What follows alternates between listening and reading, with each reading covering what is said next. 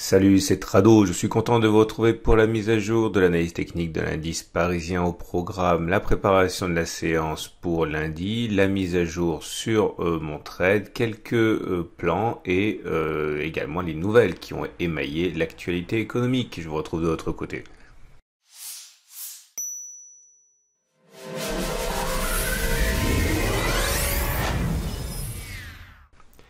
Alors aujourd'hui, on perd 0,84%, alors même que les nouvelles ont été plutôt encourageantes, hein. Les signes se multiplient de tous les côtés, en tout cas des deux côtés de l'Atlantique, mais également en Asie, de l'autre côté de la Manche, également l'économie repart, c'est une évidence, et pour l'instant, rien ne laisse anticiper que cela s'arrête, à part l'éventualité d'une seconde vague de coronavirus, mais là encore, les investisseurs décident de penser que ça n'arrivera pas, ou du moins que les effets ne seront pas les mêmes que lors de la première vague d'infection, et on baisse de 0,84% essentiellement parce que les Américains n'étaient pas là et les Européens n'aiment pas beaucoup prendre des initiatives. Il était sans doute opportun de digérer la hausse de 2,5% à laquelle on a assisté le 2 juillet.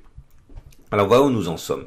Je suis relativement inquiet de la tournure des événements, encore que c'est un mot qui est largement galvaudé quand je l'utilise. Nous avions une résistance mineure ici à 5017, 5048. On le sait, je l'ai dit, je suis rentré à l'achat sur dépassement des plus hauts du 23 juin. J'espérais une explosion haussière consécutive à ce dépassement et surtout consécutive à la cassure du triangle symétrique qu'on a mentionné. C'était sur la séance de jeudi, mais pour l'instant le dynamisme n'est pas du côté des haussiers. Il est difficile de savoir si la résistance mineure des 5017-5048 a changé de polarité. On aurait pu croire qu'elle l'aurait fait sur la séance du 2 juillet, puisque là, une résistance cassée généralement change de polarité et devient support, c'est-à-dire zone sur laquelle on a tendance à rebondir. Force est de constater que ce rôle n'a pas du tout été tenu aujourd'hui. Peut-être que la cassure de la zone des 5017-5048 était beaucoup trop symbolique pour inverser la polarité, et peut-être que nous avons juste eu en fait un soulèvement de support, c'est-à-dire de résistance qui deviendrait en gros ceci, je sais pas.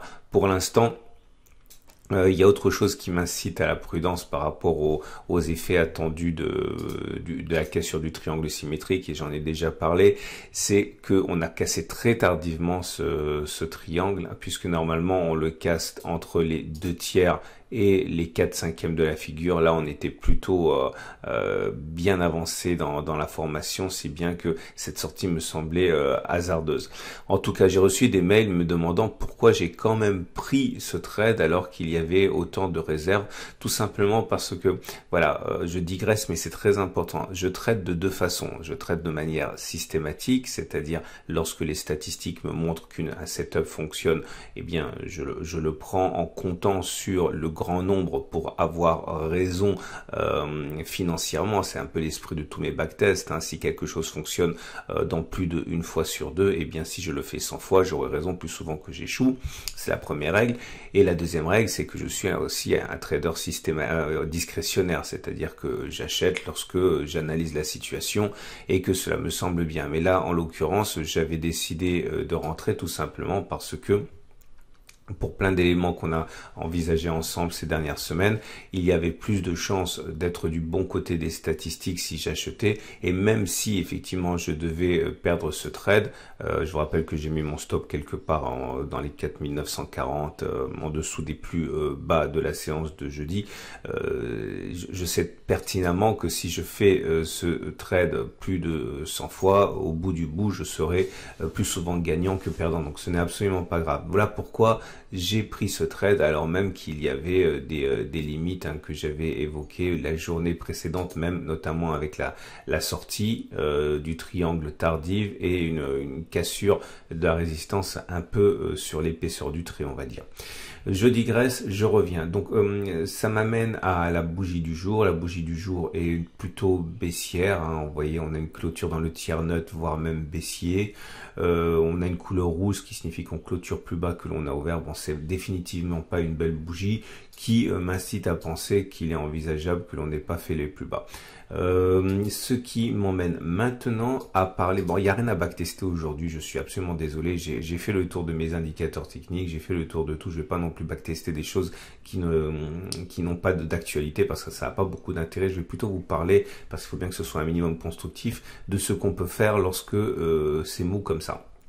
L'idée, c'est que, vous le savez, il y a plusieurs façons de tracer des objectifs lorsque l'on casse un triangle. Et en l'occurrence, la première façon de faire, c'est de prendre la hauteur de la dernière oscillation complète. Ok, ce qui nous amène donc à aller chercher un objectif ici qui est à 5190. Le problème, c'est qu'il faut également mettre un stop. Ok, donc si on était rentré, par exemple, hier, comme moi je l'ai fait, j'avais un objectif à... non, je ne suis pas rentré sur ce niveau-là, mais bon, c'est à peu près sur ce niveau-là. On avait un objectif à 2,79%. Si on veut un ratio gain-risque qui soit au plus de 2,72% pour partir du principe que même si on a raison une fois sur deux, sur long terme, on s'enrichit, il faut mettre le stop loss maximum à allez, on va dire à 4914. Mais le problème de ce trade, c'est qu'il n'a pas de ce stop loss, c'est qu'il n'a pas énormément de légitimité. Moi, j'aime bien mettre les stops en dessous de supports horizontaux. Vous l'avez remarqué. C'est pour ça que je voulais impérativement rentrer sur les 4694, 4784 au début. L'avantage, bon, donc j'ai quand même pris ce trade, même si voilà, c'est pas le trade le plus merveilleux que j'aurais pu engager. L'avantage des consolidations telles que celles que l'on a eues aujourd'hui, c'est que ça améliore significativement le stop. Regardez, imaginons que vous rentriez sur les plus bas sur la clôture, vous avez un objectif qui est à 3,7%. Si vous mettez un stop maximum à 3,7%, vous avez quand même des éléments qui sont beaucoup plus intéressants pour freiner la chute. Vous avez d'une part la réintégration du triangle, d'autre part la sortie du triangle par le bas, donc invalidation totale du triangle, voire même vous avez la possibilité de vous mettre en dessous de ce support intermédiaire ici. Donc il ne faut pas prendre nécessairement ce genre de consolidation comme des séances où il ne se passe rien, c'est même des opportunités pour rentrer dans le sens qui vous intéresse avec un meilleur stop loss, donc une meilleure probabilité de réussite. De la même manière, si on devait, et je suis absolument pas convaincu que ça ne se produira pas, enfin je suis convaincu qu'il y a des chances pour que ça se produise, si on retourne sur ce support mineur, je pourrais après être sorti de ce trade perdant, le cas échéant renforcer ici, ce qui sera un bien meilleur point d'entrée. Je reviens maintenant sur la vague de Wolf, toujours la même vague de Wolf qui existe et qui n'a pas été invalidée. Je vous rappelle, vous avez cette vague de Wolf là qui, pour mémoire, hein, l'idée c'est que vous avez 3 points alignés, 1, 3, 5 ici, et ça vous donne pour objectif premier, si la vague de Wolf est activée comme ça a été le cas lorsque l'on est repassé en dessous de la ligne 1, 3, 5, ici, de viser le point 4. Le point 4 qui est à 4206. Vous voyez bien que il y a plusieurs façons de mettre d'invalider les vagues de Wolf, soit lorsque l'on repasse au-dessus de la ligne 1.35, soit lorsque l'on passe au-dessus des plus hauts. L'avantage de la situation actuelle, qui semble haussière, c'est de pouvoir mettre un stop loss beaucoup plus court. Par exemple, allez, on peut même prendre, si on vise le point 4 qui a 16% de gain, 17% de gain, on peut même mettre un stop à 6%.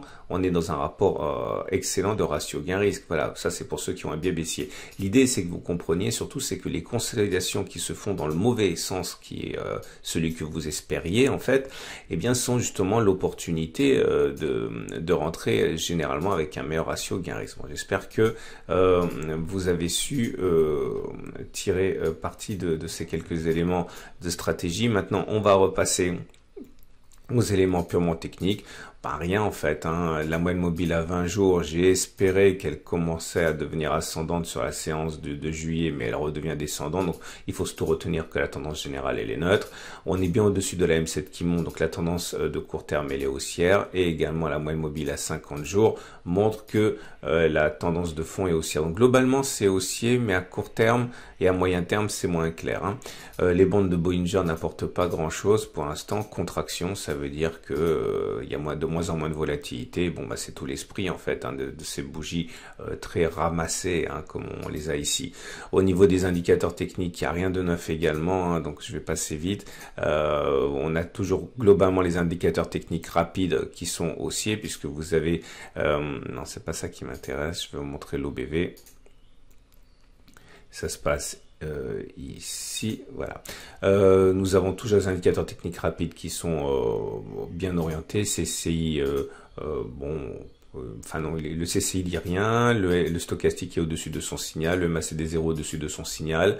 Par contre, les indicateurs techniques lents ont un peu plus de difficultés, hein, puisque le MACD est toujours sous son signal, le momentum est proche de 0, le RSI est proche de 50, mais encore au-dessus, donc globalement, c'est positif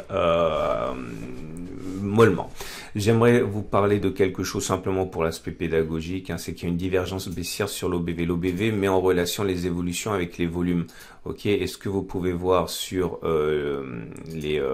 l'OBV, c'est qu'on a fait entre cette bougie et cette bougie un plus haut, ok, mais on voit bien que l'OBV n'a pas fait de plus haut. Ok, les sommets ne sont pas croissants. Ça s'appelle une divergence baissière et c'est une alerte également. Mais enfin, ça c'est plus un élément parallèle, mais ça montre en fait ça converge dans le sens de tous les doutes que j'ai par rapport à cette cassure de triangle. Voilà, donc cela m'amène pour terminer à l'Ichimoku, et l'Ichimoku dit également que c'est neutre mais avec ballottage favorable pour les haussiers. Je vous montre ça, enfin c'est la même chose que ce que j'ai déjà dit précédemment. Vous avez les cours qui sont au-dessus des lignes de l'Ichimoku, on est au-dessus de la SSA, on est aussi au-dessus de la SSA, au-dessus de la SSB, au-dessus de la Tenkan, au-dessus de la Kijun, c'est bien. Néanmoins, les pentes des courbes sont plates, la Kijun est plate, la Tenkan est plate, la SSB est plate, la SSA est plate, donc tout ça, ça manque de tendance, quoi. Donc c'est neutre avec ballottage favorable haussier, mais il faudrait que tout devienne haussier pour vraiment l'être.